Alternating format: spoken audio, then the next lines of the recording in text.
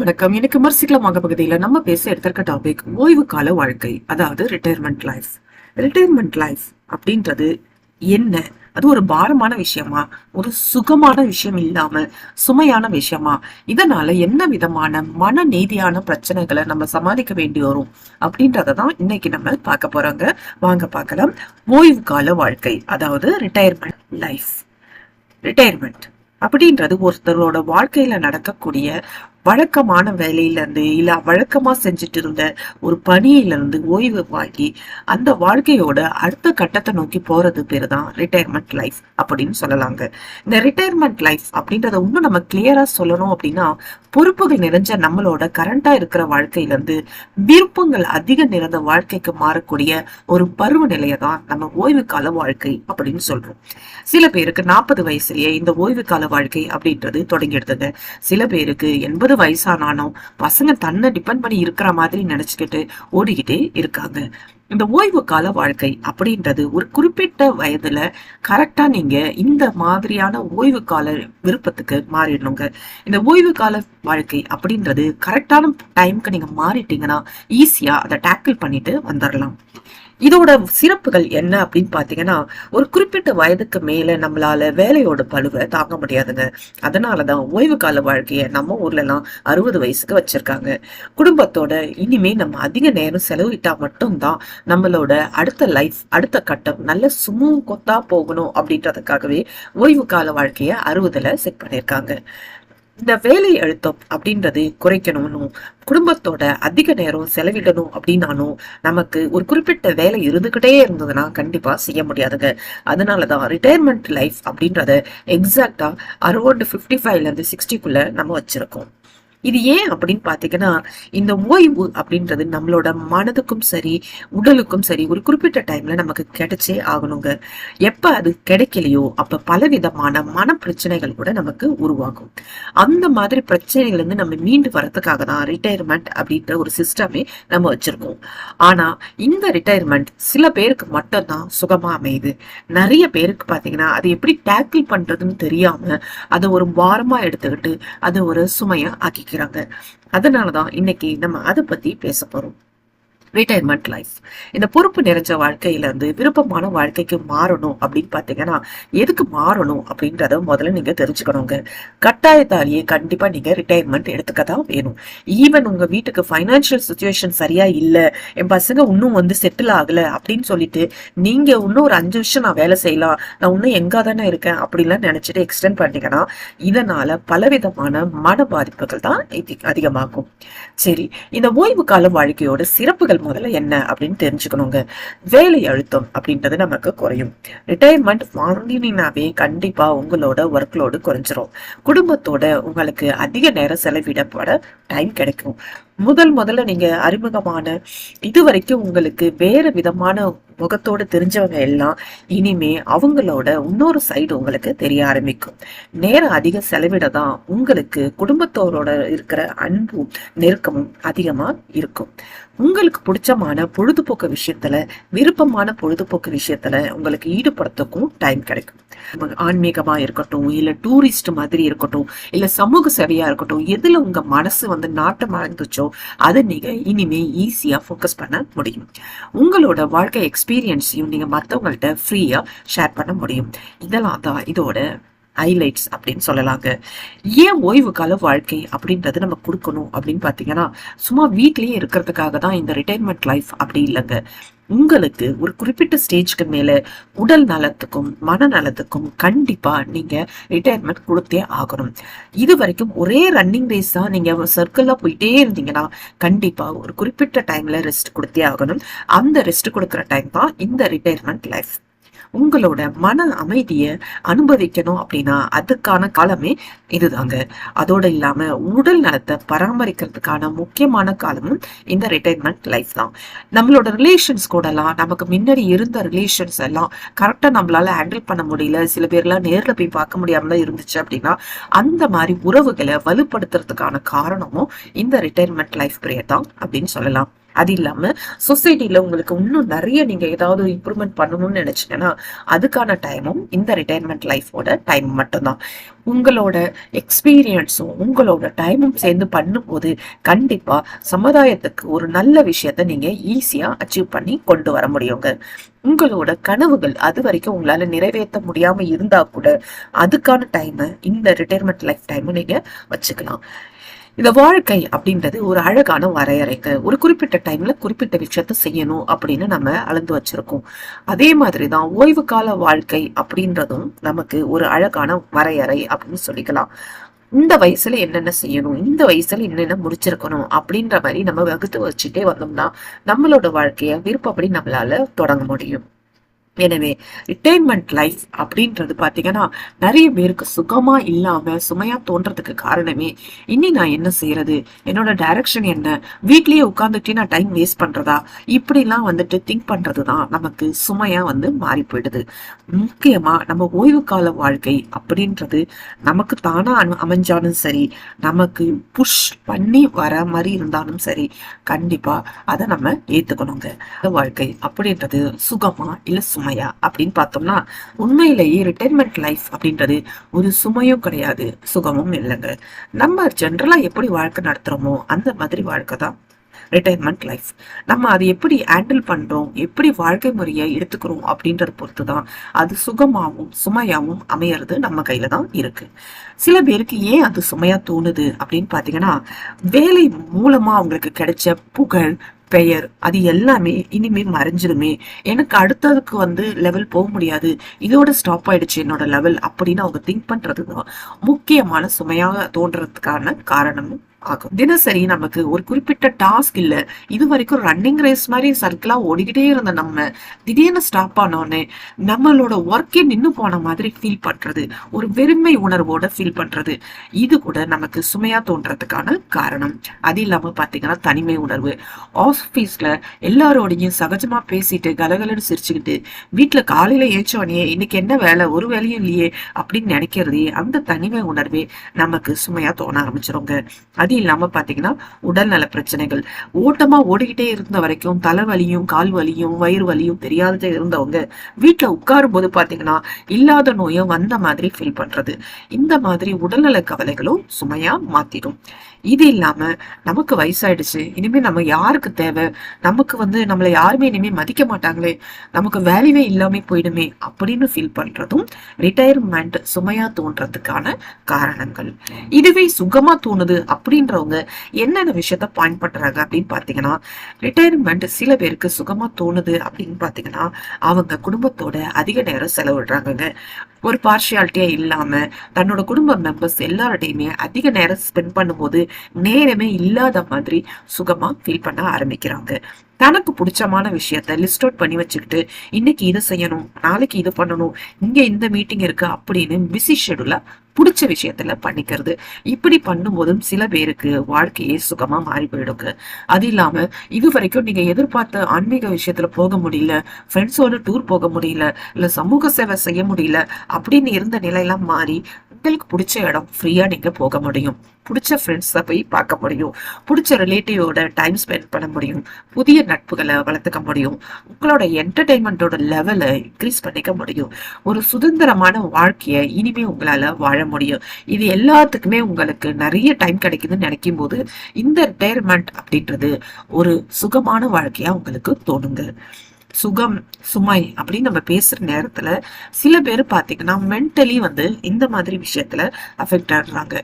அதனாலதான் ஓய்வு நிலை அப்படின்றதே பாத்தீங்கன்னா எல்லாருக்குமே நிறைய பேருக்கு பாரமா இருக்கு.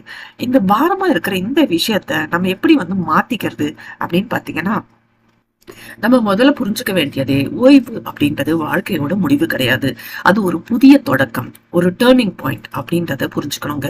பல ஆண்டுகளா வேலை செஞ்சு குடும்ப பொறுப்புகளை ஏத்து ஓட எட்டுனாங்க பிறகு வாழ்க்கையில ஒரு குறிப்பிட்ட நேரத்துல நமக்காக ஸ்பெண்ட் பண்ணக்கூடிய டைம் அதிகமா கிடைக்கக்கூடிய காலமே இந்த ஓய்வு காலம் தான். இது ஒரு பொன்னான காலம் அப்படின்றத நம்ம புரிஞ்சுக்கணுங்க.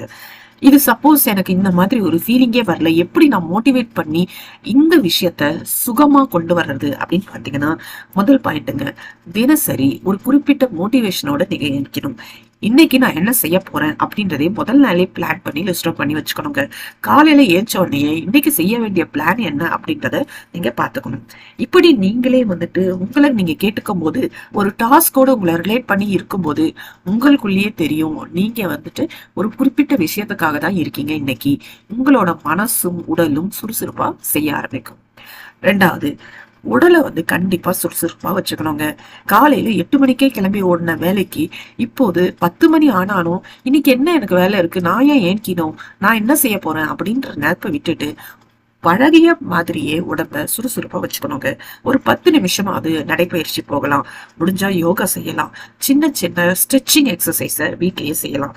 இது எல்லாமே 1/2 மணி நேரம் 1 மணி நேரம் நீங்க செய்யலன்னா கூட ஒரு 10 நிமிஷம் அப்படி செய்யும் போது உங்களோட உடம்பும் சரி மனமும் சரி சுறுசுறுப்பா மாறும். உடல் ஆரோக்கியமா இருந்தா மட்டும்தாங்க மனசு வந்து உற்சாகமா அன்னைக்கு ஃபுல்லா உங்களுக்கு ஒர்க் ஆகும். ஸோ கண்டிப்பா உடல் ஆரோக்கியத்துக்கு நீங்க இம்பார்ட்டன்ஸை கொடுக்கணும். மூணாவது, சமூகத்தோட வட்டத்தை விரிவுபடுத்தலாங்க. நீங்க ரொம்ப பக்தியில வந்து இன்ட்ரெஸ்டா இருந்தீங்கன்னா ஆன்மீக மன்றங்கள் பக்கத்துல இருக்கிறத எல்லாம் ஜாயின் பண்ணி அது மூலயமா உங்களோட ஆன்மீக அனுபவத்தை நீங்க பகிர்ந்துக்கலாம். இல்ல நீங்க ஒரு ஃபீமேலா இருக்கீங்க, உங்களுக்கு வந்துட்டு பக்தியில விட மகளிர் லேடிஸ் கிட்ட எல்லாம் போயிட்டு அப்படி பேசுறத உங்களுக்கு பிடிச்சிருக்கனா மகளிர் குழுக்களோட சேர்ந்து இன்னும் இந்த மாதிரி விஷயத்துல எல்லாம் பண்ணலாம், இதை இவ்வளவு ஈஸியா பண்ணலாம் அப்படின்னு உங்களோட எக்ஸ்பீரியன்ஸை நீங்க ஷேர் பண்ணிக்கலாங்க. இதுக்காகவே சில கிளப்ஸும் இருக்கு. அந்த மாதிரி விஷயத்துல பண்ணீங்கன்னா உங்களுக்கு சேம் ஏஜ்ல இருக்கிறவங்களோட நீங்க அதிக டீல் பண்ணும்போது உங்களோட விஷயம் அவங்களுக்கும் புரியும், அவங்க எப்படி அதை டேக்கிள் பண்றாங்கன்றது உங்களுக்கும் புரிய வரும். இந்த மாதிரி உங்களோட சோஷியல் லைஃப்பை நீங்க கொஞ்சம் எக்ஸ்டெண்ட் பண்ணிக்கிட்டீங்கன்னாவே போதும், காலையிலேயே நீங்க சுறுசுறுப்பா ஆயிடுவீங்க. இதெல்லாம் தான் புதிய புதிய அனுபவங்களையும் புதிய ஃப்ரெண்ட்ஸும் உங்களுக்கு நாளுக்கு நாள் அதிகப்படுத்தி கொண்டு வரும். நாலாவது விஷயம், எனக்கு வயசாயிடுச்சு, இனிமே நான் என்ன செய்ய போறேன், இல்ல இனிமே கத்துக்கிட்டு நான் என்ன பண்ண போறேன் அப்படின்லாம் இல்லாம கத்துக்கிறதுக்கு வயசும் ஒரு திறமையும் தடையே கிடையாது அப்படின்றத புரிச்சுக்கிட்டு புதிய திறமைய வளர்த்துக்கணுங்க. சின்ன வயசுல எனக்கு பாட்டு கத்துக்கணும்னு ஆசை, ஆனா இப்ப 60 வயசுக்கு மேல நான் போய் எப்படி கத்துக்கிறது அப்படின்னு தயங்காம இந்த வயசுலயும் உங்களால கத்துக்க முடியும். டைம் வேணா உங்களுக்கு எக்ஸ்டெண்ட் ஆகுமே தவிர உங்க முயற்சி இருந்ததுன்னா கண்டிப்பா உங்களால அச்சீவ் பண்ண முடியும். மியூசிக்கா இருக்கட்டும், டிராயிங்கா இருக்கட்டும், பாட்டா இருக்கட்டும், கிராஃப்டா இருக்கட்டும், ஈவன் சமையல் விஷயமா கூட இருக்கட்டும்ங்க, அது கூட நீங்க கத்துக்கலாம். இது மாதிரி ஏதாவது ஒரு விஷயத்துல நீங்க ஃபோக்கஸ் பண்ணும்போது புதுசு புதுசா நீங்க கத்துக்கும் போது உங்களுக்கு வாழ்க்கையே வந்து ரொம்ப வித்தியாசமான ஒரு கோணத்துல தெரியும். அஞ்சாவது விஷயம், பிறருக்கு வழிகாட்டியா இருக்கணுங்க. இதுதான் முக்கியமான விஷயமே. அனுபவம் முடிஞ்ச நமக்கு அனுபவம் இல்லாத இளைய தலைமுறை வந்து பாத்தீங்கன்னா நம்ம எல்லாம் அவங்களுக்கு ஒரு பொக்கிஷம் மாதிரி. எப்ப இளைய தலைமுறைக்கு நம்மளால வழிகாட்ட முடியும்னு நீங்க நினைக்கிறீங்களோ அப்பயே நீங்க நல்ல விதமா உங்களோட ரிட்டைர்மெண்ட் லைஃப அனுபவிக்கிறீங்க அப்படின்னு அர்த்தங்க. நம்மளோட அனுபவத்தை இளைய தலைமுறைக்கு அழகா சொல்லலாம், மாணவர்களுக்கு வழிகாட்ட முடியும், குடும்பத்தினர்கிட்டையும் வழிகாட்ட முடியும், சமூகத்துல இருக்கிற சொசைட்டில இருக்கிற மற்றவங்களுக்கு ஏதாவது ப்ராப்ளம்னாலும் நீங்க வழிகாட்ட முடியும். உங்களோட எக்ஸ்பீரியன்ஸை மற்றவங்கள்ட்ட பகிர்ந்துக்கோங்க. இது வந்து ஒரு மிகப்பெரிய பொக்கிஷமான விஷயம் அப்படின்னு சொல்லலாம். என் வீட்டுல நான் எது பேசணும்னு என் பசங்களை கேட்க மாட்டுறாங்க அப்படின்றத விட்டுட்டு உங்க வீட்டுல பசங்க கேட்கலாம்னா நீங்க சொசைட்டியோட சோசியல் லைஃபோட உங்களோட எக்ஸ்பீரியன்ஸை ஷேர் பண்ணுங்க. இப்படி பண்ணும்போது இளைய தலைமுறைகளுக்கு உங்க குடும்பத்துல இல்லைனாலும் மற்ற தலைமுறைக்கு அது ஒரு வித்தியாசமான ஒரு நல்ல வழிகாட்டியா இருக்கும். ஆறாவது விஷயம், ஆன்மீக வளர்ச்சிக்கு நேரம் ஒதுக்குங்க. இது வரைக்கும் வாழ்க்கைனா என்ன அப்படின்னு நம்ம வெளி வட்டத்திலேயே என்னோட ஃபேமிலிக்காக டைம் ஸ்பெண்ட் பண்ணும், என் ஃபேமிலி முன்னேற்றணும் அப்படின்னு ஓடிட்டு இருந்த நீங்க உங்களோட மன வளர்ச்சிக்கும் நீங்க நேரம் ஒதுக்க முடியுங்க. தியானம் பண்றதோ, ஆன்மீக நூல்களை படிக்கிறதோ, இல்ல ஆன்மீகம்னா என்னன்னு தெரிஞ்சுக்கிறதோ, ஏன் கோவில்கள்லாம் இந்த மாதிரி விஷயம் எல்லாம் பண்றாங்கன்னு தெரிஞ்சுக்கிறதோ உங்களுக்கு புதுவிதமான மன அமைதியை கண்டிப்பா கொடுக்குங்க. ஏழாவது விஷயம், மனசு இருந்து கூட பண வசதி இருந்து கூட வேலை பலுவால உங்களோட வயதான காலத்துல அதிகமா நீங்க சுற்றுலாவோ இல்ல உங்களுக்கு பிடிச்ச விஷயமோ செய்ய முடியாம இருந்திருந்ததுன்னா இந்த மாதிரி டைம்ல நீங்க ஈஸியா பண்ணலாங்க. நீங்க உங்க ஃபேமிலியோட சுற்றுலா போலாம், இல்ல ஒய்ஃபோட சுற்றுலா போலாம், இல்ல ஃப்ரெண்ட்ஸோட சுற்றுலா போலாம், இல்ல புக் எழுதுறது, இல்ல ஒரு கார்டனிங் பண்றது, இல்ல நீங்களே வந்து மத்தவங்களுக்கு ஹெல்ப் பண்ற மாதிரி ஒரு சமூக சேவை தொடங்குறது. இந்த மாதிரி விஷயத்தெல்லாம் உங்களோட கனவா இருந்த விஷயத்தெல்லாம் லிஸ்ட் அவுட் பண்ணி நீங்க இப்ப தைரியமா தொடங்க முடியுங்க. 8வது, நம்மளோட மன பாரத்துக்கு முக்கியமான காரணமே நம்மளோட என்விரான்மெண்ட் தாங்க. இந்த என்விரான்மெண்ட்டை ஈஸியா மாத்தக்கூடிய ஒரே டானிக் யாருன்னு பாத்தீங்கன்னா நம்மளோட கிராண்ட் சில்ட்ரன். பேர குழந்தைகளோட நேரம் செலவிடும் போது பாத்தீங்கன்னா நமக்கே அறியாம நம்ம மனசு உற்சாகத்தோட இருக்கிறத நம்மளால உணர முடியும். கதைகள் சொல்றதோ, விளையாடுறதோ, அவங்க பேசுற கதையை கேட்கறதோ, இந்த மாதிரி விஷயமே நமக்கு அன்னைக்கு ஃபுல்லா பாத்தீங்கன்னா எனர்ஜி பூஸ்டர் மாதிரி இருக்கும். ஸோ பேர குழந்தைகளோட நிறைய நேரம் செலவிடுங்க. எனக்கு பேர குழந்தைங்களே இல்லைங்க, நான் வந்து ரொம்ப தூரத்துல இருக்காங்க, அதிகமா என்கிட்ட பேசுறது இல்லை அப்படின்னு பாத்தீங்கன்னா பார்க் மாதிரி இடத்துல டெய்லி போகிறதுக்கு பாருங்க. குழந்தைகளோட நிறைய நேரம் செலவிடும் போது பாத்தீங்கன்னா உங்களுக்கு மனசு ரொம்ப ஃப்ரீயா ஃபீல் பண்றத உணர முடியும். 9வது விஷயம், டெய்லி ஒரு அன்னைக்கு நடந்த விஷயத்துல ஒரு 3 நல்ல விஷயத்த எழுதுறதுக்கு பழகுங்க. இந்த மாதிரி உங்களோட வாழ்க்கையோட நேர்மறை எண்ணத்தை நீங்க எழுதிட்டே வந்தீங்கன்னா உங்க வாழ்க்கை எவ்வளவு சுவாரஸ்யமா இருக்கு அப்படிங்கறத உங்களாலேயே உணர்ந்துக்க முடியுங்க. இன்னும் எனக்கு தேவை இருக்கு, எனக்கு என்ன நிறைய பேருக்கு தேவைப்படுது, எனக்கு வேல்யூ இருக்கு அப்படின்ற உணர்வை வளர்த்துக்கிறதுக்கு இதை எல்லாமே வழிகாட்டும். ஒரு சின்ன விஷயம் தாங்க ஓய்வு அப்படின்றது. சம்பளத்துல இருந்து மட்டும்தான் நமக்கு ஓய்வு அப்படின்றத நம்ம புரிஞ்சுக்கணும். வாழ்க்கையில இருந்து ஓய்வு கிடையாது. நம்மளோட அனுபவத்திலயோ, அறிவிலையோ, அன்புலையோ எதுலையுமே ஓய்வு கிடையாது. 60 வயதுக்கு அப்புறம் கூட வாழ்க்கை ஸ்லோவாகுமே தவிர சுவாரஸ்யம் இல்லாம இருக்காது. இந்த புதிய நட்புகள், புதிய சேவைகள், புதிய கற்றல்கள், புதிய மகிழ்ச்சிகள், இது ஒவ்வொரு நாளையுமே நமக்கு அர்த்தம் உள்ளதா மாறும். சரி, இந்த ரிட்டையர்மெண்ட் வாழ்க்கையில என்ன விதமான மனவித பிரச்சனைகள், மன பிரச்சனைகள் உருவாகுது அப்படின்னு பாத்தீங்கன்னா, ரிட்டையர்மெண்ட்றது வாழ்க்கையில ஒரு இயல்பான கட்டம் அப்படின்றது நிறைய பேருக்கு புரியறது இல்லைங்க. வேலையில இருந்தும், பொறுப்புகள் இருந்தும், சமூகத்தில் தொடர்புகள் இருந்தும் திடீர்னு குறையும் போது சிலருக்கு மன ரீதியாக சில சவால்களை எதிர்நோக்க வேண்டிய சுச்சுவேஷன் அமையுது. முதல்ல அவங்களுக்கு பாதிப்பை ஏற்படுத்தக்கூடியதே தனிமை உணர்வு, லோன்லினஸ்.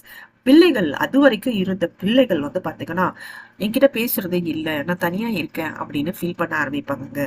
அதுக்கு முன்னாடியும் பிள்ளைகள் அப்படிதான் இருந்திருக்கும். ஆனா நம்ம பிஸியா இருந்ததால பிள்ளைகள் அப்படி இருந்தது நமக்கு தெரியாமையே போயிருக்கும்.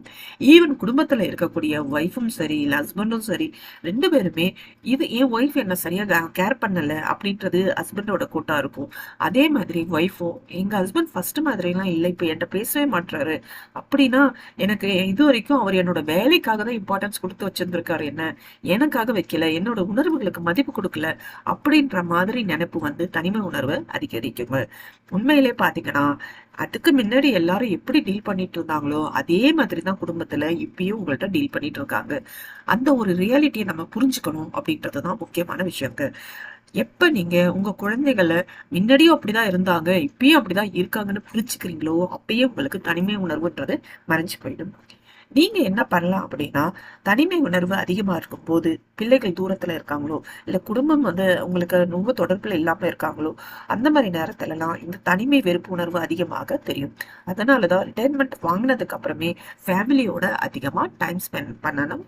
குழந்தைகள் வெளிநாட்டுல இருக்காங்க அப்படின்னா கூட நீங்க அவங்களோட போயிட்டு டைம் ஸ்பெண்ட் பண்ணும்போது அவங்களோட உணர்வுகளையும் நம்மளால புரிஞ்சுக்க முடியும். 2வது, வாழ்க்கைக்கு அர்த்தமே இல்ல, நான் இனிமே ஏன் வாழணும், எனக்கு தான் வயசாயிடுச்சு அப்படின்னு நிறைய பேர் யோசிக்க ஆரம்பிப்பாங்கங்க. இது ஒரு மன நீதியான தாக்கத்தை உண்டு பண்ணும். இனிமே நான் யாருக்கு தேவை, இது வரைக்குமாவது என்னால ஏதாவது ஹெல்ப் பண்ண முடிஞ்சது, இனிமே எனக்கு என்ன பண்ண முடியும் அப்படின்னு ஒரு விதமான தாக்கத்தை மன நீதியா நமக்கு பாதிப்பை ஏற்படுத்தும். சில பேருக்கு பாத்தீங்கன்னா டிப்ரெஷன் லெவல்லயே கொண்டு போய் விட்டுருங்க.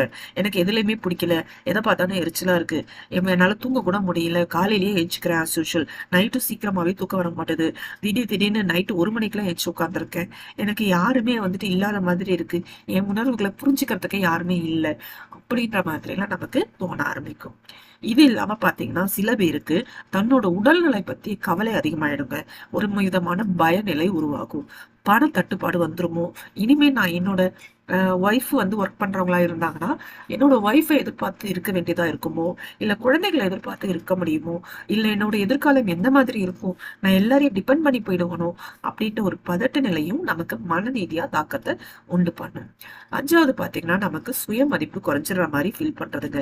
இது வரைக்கும் எனக்கு இருந்த அடையாளம் போனதால என்ன எல்லாருமே இம்பார்ட்டன்ஸ் கொடுத்து பேசாம ரிட்டையர் ஆயிட்டாங்க அப்படின்ற மாதிரி பேசிடுவாங்களோ அப்படின்னு ஒரு விதமான தயக்க உணர்வும் வரலாம்.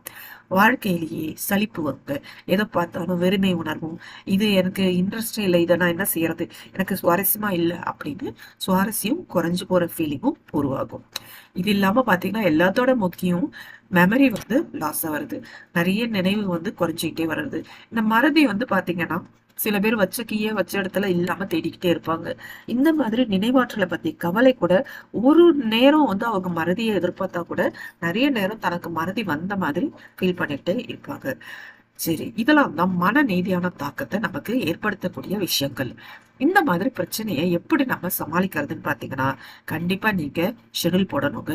தினசரிய ஒழுங்குபடுத்தணும். இன்னைக்கு எனக்கு என்ன வேலை, காலையில ஏற்றோட நடைப்பயிற்சி செய்யணுமா, அடுத்தது உடற்பயிற்சி செய்யணும், அப்புறம் இந்த ஃப்ரெண்ட்ஸ் கிட்ட ஃபோன் பண்ணி பேசணும், இல்ல இவங்களுக்கு இன்னைக்கு வெட்டிங் ஆனிவர்சரி இவங்க கிட்ட பேசணும், இன்னும் இன்னைக்கு ஈவினிங் இவங்களோட கேதரிங் இருக்கு அதுக்கு போகணும், இன்னையில இருந்து நான் டிராயிங் கிளாஸ் கத்துக்க போறேன், இல்ல நான் பேஞ்சர் பெயிண்டிங் கத்துக்க போறேன், தனக்கு பிடிச்ச மாதிரி விஷயமா இருந்தாலும் சரி, இல்ல பிசினஸ் ரிலேட்டடான விஷயமா இருந்தாலும் சரி, அந்த ஏஐ எல்லாம் புதுசா சொல்றாங்களே அப்படின்னா என்ன, அதை பத்தி நான் தெரிஞ்சுக்க போறேன் அப்படின்னு போலாங்க.